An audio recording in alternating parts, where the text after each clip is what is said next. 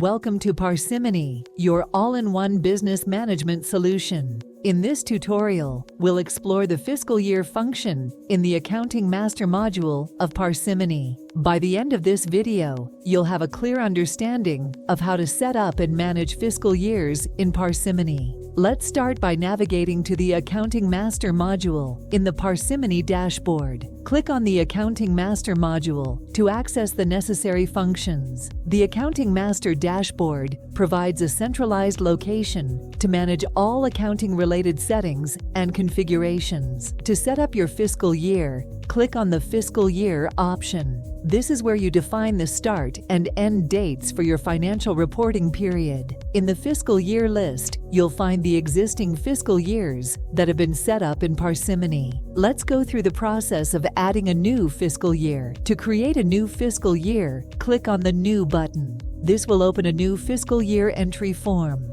In the fiscal year entry form, you'll need to fill in several fields to define the characteristics of the fiscal year. Start by entering a descriptive name for the fiscal year in the Fiscal Year Name field. Make sure it accurately represents the period covered by the fiscal year. Next, select the start date and end date for the fiscal year. These dates define the duration of the financial reporting period. Once you have entered all the necessary information, click on the Save button to save the fiscal year. You will now see the newly added fiscal year in the list. You can continue adding fiscal years in a similar manner to accommodate your organization's reporting needs. Congratulations! You've successfully set up your fiscal years in the Accounting Master module of Parsimony. Now you can accurately track and report your financial data based on the defined fiscal periods.